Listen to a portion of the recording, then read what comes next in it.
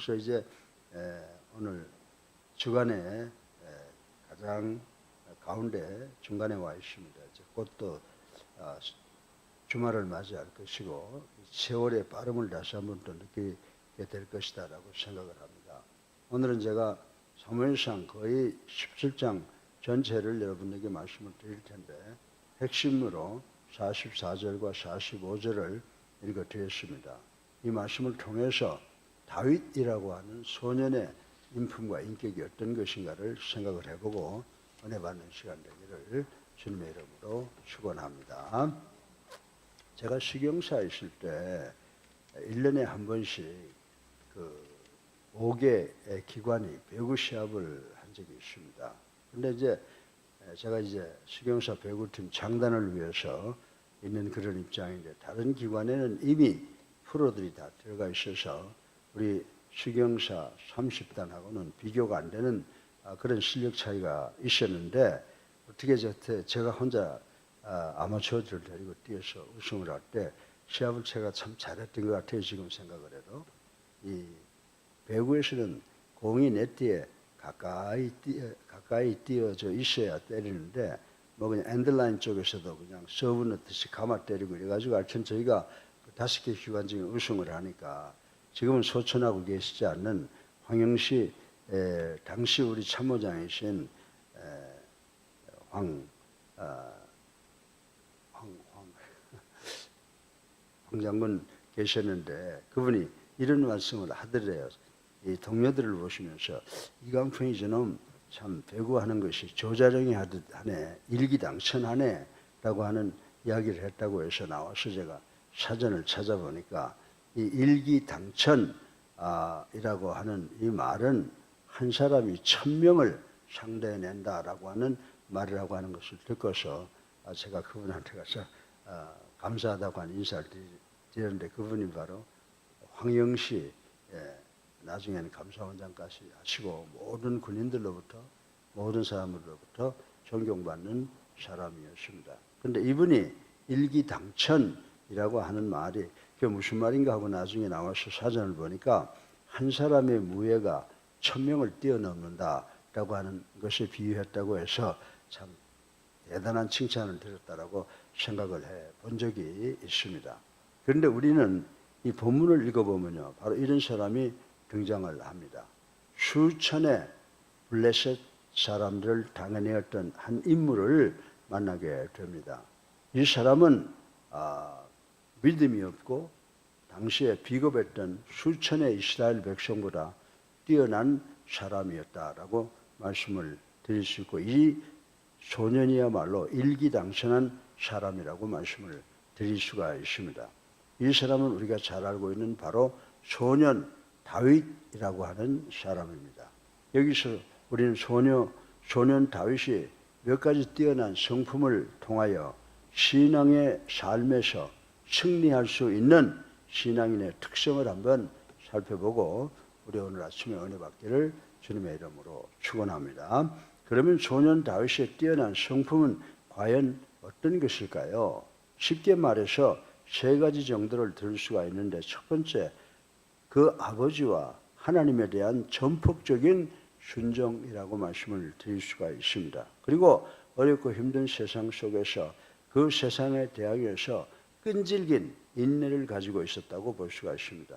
그리고 절대자 창조주 하나님을 믿는 굳건한 믿음을 가지고 있는 소년이었다라고 생각을 해볼 수가 있습니다.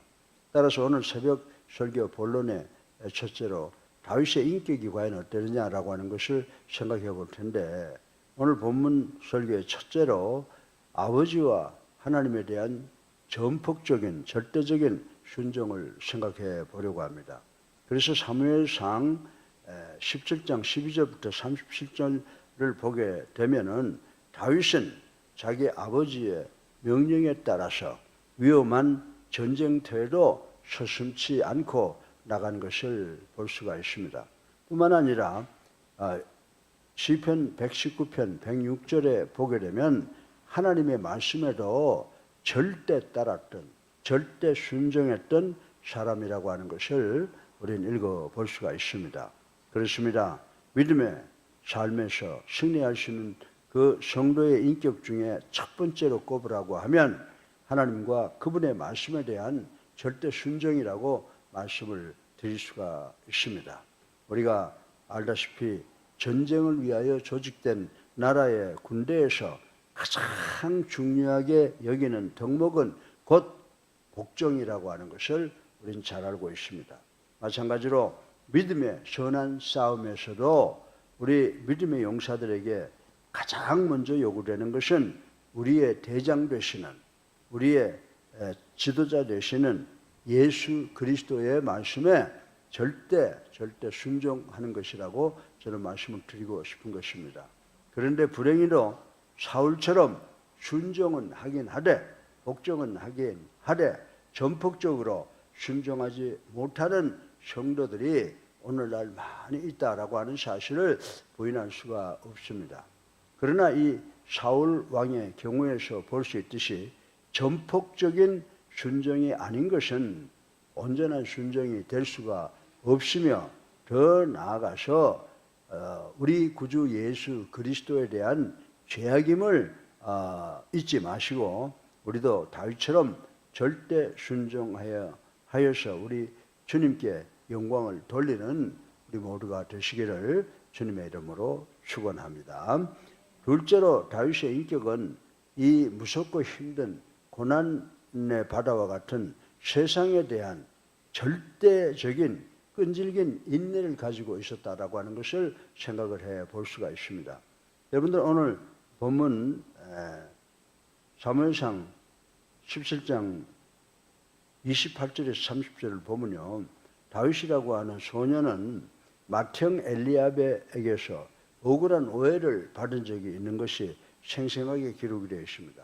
그러나 다윗은 낙심치 않고 의로운 싸움을 싸우기 위해서 나갔던 것을 볼 수가 있습니다. 사랑하는 예수님교회 성도 여러분, 이처럼 우리도 세상을 살면서 신앙생활을 하면서 우리의 신앙 여정에서 때로는 남에게 시기도 받기도 하고 오해도 받기도 하고 또 모함을 당하기도 한다는 것을 우리는 인정을 하고 당해야 된다라고 하는 것입니다. 그러나 고린도후서 4장 8절로 9절에 보면 사도 바울 선생의 고백이 있습니다. 사도 바울 선생의 고백이 뭡니까? 우리는 답답한 일을 당하여도 낙심하지 않으며 핍박을 받고 거꾸로 들임을 당하여도 끝까지 인내함으로 쓰러지지 않는다라고 고백할 말씀을 우리는 생각해 볼 수가 있습니다. 사랑하는 성도 여러분, 그러나 사실상 우리 인간의 본성만으로는 결코 이렇게 어려운 온전한 인내를 이룰 수가 없다는 것을 우리는 알아야 된다라고 하는 것입니다. 그러나 그것은 오직 끝까지 인내하신 예수 그리스도를 바라봐야 됩니다. 우리가 예수 그리스도께서 여러분과 나 같은 죄인을 구원하시기 위해서 이 땅에 오셔서 갈보리 언덕 십자가에 달려 돌아가시기까지 인내하셨다라고 하는 것을 우리는 잘 알고 있습니다. 예수 그리스도의 십자가를 바라보고 그 십자가 위에서 그리스도와 함께 자신도 죽었음을 계속 기억할 때만이 우리도 참 인내를 이룰 수가 있다는 것을 아시고 세상이 어렵고 힘들 때마다 우리 갈보리 언덕 여러분과 나 우리를 위해서 돌아가신 그 예수 그리스도의 인내를 기억하고 그 인내를 소유하기 위해서 노력하고 기도하는 우리 예수 사랑 교회 성도들이 되시기를 주님의 이름으로 축원합니다. 셋째로 마지막으로 다윗의 인격은 절대자, 이 창조주 하나님에 대한 굳건한 믿음을 가지고 있었던 것을 생각을 해 볼 수가 있습니다. 그래서 이 본문 사무엘상 17장 37절을 보면은 다윗은 골리앗이라고 하는 사람 거장과 전쟁을 벌이고 있는 것을 볼 수가 있습니다. 골리앗과 싸움에서 여호와께서 자신을 구원하시고 승리를 주실 것을 확신했다라고 하는 것입니다. 그래서 이 다윗은 거장 골리앗에게 뭐라고 말했습니까? 너는 칼과 단창으로 내게 오지만 나는 만군의 여호와 이름으로 나아가노라 라고 하고 무장도 하지 아니하고 자기가 평상시에 양을 지키면서 보신용으로 가지고 있던 장돌 5개를 가지고 장돌을 날려서 그 장돌을 골리앗의 미간에 맞춰서 그대로 직사시킨 사건이 성경에 기록되어 있는 것을 우리는 볼 수가 있습니다. 하나님은 그렇게 믿었습니다. 그렇습니다. 우리가 싸우는 이 믿음의 선한 싸움은 일반적인 세상 전쟁과는 근본적으로 다르다는 것을 우리는 인식을 해야 됩니다. 진정 싸움의 결정적인 승리의 힘은 우리 자신들에게 있는 것, 우리 무기, 우리의 전술 전략에 있는 것이 아니라 우리 뒤에서 역사하시는 하나님의 손에 의한 것이라는 사실을 우리는 다윗처럼 확실하게 믿어야 하는 줄로 인식하시기를 주님의 이름으로 축원합니다. 그러므로 영적 싸움이라고 하는 것은, 믿음의 싸움이라고 하는 것은 우리를 위해 싸우시는 예수 그리스도를 얼마나 믿고 얼마나 의지하고 그분의 말씀에 순종하느냐에 따라서 우리의 승패가 달려있다는 사실을 우리는 깨달아야 된다라고 하는 것입니다. 여러분, 예를 한번 들어서 성경 말씀 한번 생각해 보죠. 이는 가나안 땅을 정탐하러 온 여호수아와 갈렙의 삶에서 어떻게 되었습니까? 여호수아 갈렙은 우리가 올라가서 가나안 땅을 점령할 수 있습니다라고 보고했지만은 10명이 뭐라고 그랬습니까? 저기 서 있는 사람들은 거인이고 우리는 메뚜기 같습니다 라고 보고해서 결국 어떻게 됐어요? 이스라엘 민족이 가나안 땅에 들어가지 못하고 40여 년간을 광야에서 헤맸던 것을 우리는 알 수가 있습니다. 그래서 우리가 가나안 땅을 점탐하고 온 그 여호수아와 갈렙을 제외한 그 10명의 증언자들에게서 보는 특성을 우리 인간들이 가지고 있는 것이라고 하는 것을 생각해 볼 수가 있습니다. 그러나 여러분들 민수기 13장 25절 23절에 보면 이들과 함께 당시 가나안 땅을 정탐하고 온 이 10명의 정탐꾼들은 가나안 사람들의 외모에 그만 기가 질려 그것을 주겠다고 하는 하나님의 약속을 불신했다고 하는 사실을 우리는 깨달아야 되는 줄로 믿으시기 바랍니다. 그리고 이러한 그들의 불신의 결과는 실패와 죽음뿐이었다는 것을 우리는 잘 깨달아야 됩니다. 우리는 그저 사나 죽으나 우리의 삶 배후에서 역사를 주관하시는 하나님을 반드시 믿고 나가야 되는 줄로 믿으시기 바랍니다. 그러므로 하나님의 구속받은 백성들은 믿음으로 행하고 믿음으로 보이는 것으로 여러분들 우리는 그저 믿음으로 이 어려운 세상을 이겨나가는 우리가 되어야 될 줄로 믿으시기를 주님의 이름으로 축원합니다. 그래서 고린도후서 5장 7절에 보면 사도 바울도 참고 인내하고 믿음으로 승리하라고 권면하는 것을 우리는 잊지 말아야 되겠다라고 하는 것입니다. 사랑하는 예수님께 성도 여러분, 소년 다윗은 우리 모두가 함께 본받아야 할 훌륭한 믿음의 소유자라고 말씀을 드릴 수가 있습니다. 바꿔서 말하면 다윗이 소유했던 신앙인이라면 누구나 함께 공유해야 한다는 말씀인 것입니다. 왜 그렇습니까? 하나님의 구원은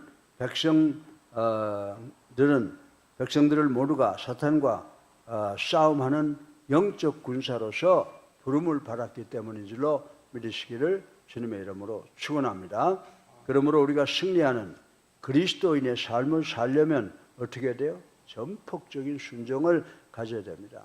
그리고 이 어렵고 힘든 세상 속에서 끈질긴 인내를 가져야 하고 더 나아가서는 하나님 창조주 내 구주 예수 그리스도를 믿는 믿음을 굳건하게 유지해야 되는 줄로 믿으시기를 주님의 이름으로 축원합니다. 사랑하는 성도 여러분, 여러분은 믿음의 승리를 위해서 필요한 이 세 개의 열쇠를 모두 소유하셨습니까? 가슴에 손을 얹고 만약 그런 믿음을 가지고 있었지 못하다고 하면은 다시 한번 결단해서 이 세 가지의 이 조건을 모두 간직하고 실천하는 우리 모두가 되시기를 주님의 이름으로 축원합니다. 다시 한번 재확인해 보면 다윗의 신앙 인격은 뭐라고 그랬어요? 아버지와 하나님에 대한 절대 순종이 있었다라고 하는 것을 볼 수가 있고요. 이 환난과 고통의 세상에서 참을성과 인내를 가지고 있었다라고 하는 것을 생각해 볼 수 있고 셋째로 마지막으로 절대자 창조주 하나님에 대한 확실하고 굳건한 믿음을 가지고 있었다고 하는 것을 기억하시길 바랍니다. 우리도 오늘 이 다윗의 이 세 가지의 신앙 인격을 소유해서 우리도 다윗처럼 믿음의 사람으로 승리하는 사람으로 축복받고 인정받는 우리 모두가 되시기를 주님의 이름으로 축원합니다. 살아계셔서 우리의 삶을 주관하시는 만복의 근원이 되신 아버지, 찬양과 영광과 존귀를 올리고 회개하고 주님 십자가 사랑 감사합니다. 오늘도 본문을 통해서 다윗의 인품을 생각해 보았습니다. 저는 절대 순종이 있었습니다. 절대 인내성이 있었습니다. 절대 믿음이 있었습니다. 우리 성도들도 다윗의 세 가지의 신앙 인격을 배워서 소유할 수 있는 우리가 되게 하시고 이 어렵고 힘든 세상 속에 거장 골리앗 같은 세상을 대항해서 승리하는 우리 모두가 될 수 있도록 축복하여 주시옵소서. 예수 그리스도 이름으로